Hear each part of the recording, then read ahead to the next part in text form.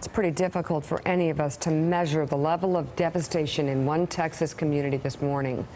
The death toll in the tiny town of Sutherland Springs amounts to 7% of the population there, after 26 people were gunned down in a shooting spree. That's according to the New York Times. Joining us from Austin, Texas, the state's Attorney General Ken Paxton. Thank you so much for joining us. This is a town of, is it 400 people? It's definitely a small town. It's a small county just outside of San Antonio, about 30 minutes. So everyone knows everybody. From all the reporting that I've read and heard, that this is a town that celebrates the birth of babies and gets together for any reason. Did they know also the perpetrator in this case? My understanding is that he came from New Braunfels, which is about 40 miles away, so it's pretty unlikely that this guy knew anybody in the town. So, as you said, these people are suffering because everybody in that town knew somebody there, was related to somebody there, was close to somebody there. So it's definitely devastating for this local community. Harold Ford. Good morning, Attorney General. Our prayers and condolences with you and all of those throughout Texas. Very quickly, just to get back to an issue, you've been quoted as saying you don't believe that guns or any kind of limitations on gun ownership could affect or would have any real effect on limiting and eliminating these kinds of incidences. We learned this morning that that this shooter, when applying for this weapon back in 2016, marked on his form that he had not been accused, let alone convicted of any criminal activity, and he lied. Do you not think there's some way we could go about passing a law or passing some regulations to ensure that people who are convicted of crimes or who have been discharged from the military from bad conduct, that they don't get their hands on weapons?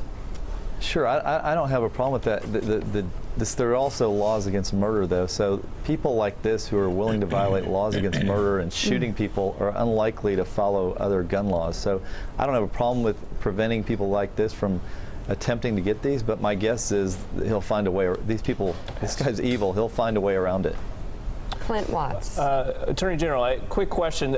Realizing that people are always trying to get around these background checks, one of the things that I've seen offer, which I think is a pretty reasonable solution, but I wanted your take, is gun owner insurance. Essentially, that to have a firearm, you have to take out insurance. This creates a secondary market in the private sector, not part of the government, where people are actually given a very thorough background check, kind of like we do with cars, to make sure that they're not getting their hands on these weapons. I kind of wonder what your thoughts would be on that. Is a different approach to trying to keep weapons, like Harold said, out of people's hands that probably don't need them.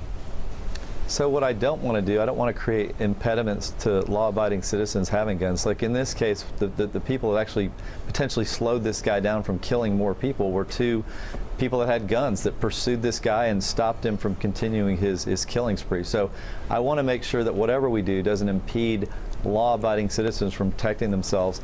And my guess is this guy chose this community because he didn't think there would be first responders there very quickly. And thank God that we had these two guys that were there with the weapons to move this guy at least out of the church more quickly. Nick. Sir, Nick Confessore here. So you were saying earlier that you don't think an evil person is going to follow the gun laws, they'll ignore them. If evil people, mass shooters, won't follow gun laws, is there any purpose to gun laws at all? Should we have them if people are not going to follow them? Well, look, I mean, we have laws against murder, so obviously there are certain laws that do make sense, even though they're going to be violated. But on the other side, there's a balancing here with the Second Amendment rights and allowing people to protect themselves. I think maybe churches and businesses and schools need to start thinking about how do we protect our children? How do we protect our parishioners and our congregants when we're in a position where we don't have local law enforcement, close or in our building? And I'm just wondering very quickly as we close how the community is doing this morning. What are they planning? How are they coping? Obviously, as I said, very difficult given that everybody knew everybody and that everybody knows somebody in this community. But what I love about small towns in Texas and really all of Texas is people rally around, and I think you'll see outpouring of support from all Texans for this community as they suffer through a really horrible grieving process. Texas Attorney General Ken Paxton, thank you very much for being on the show this morning.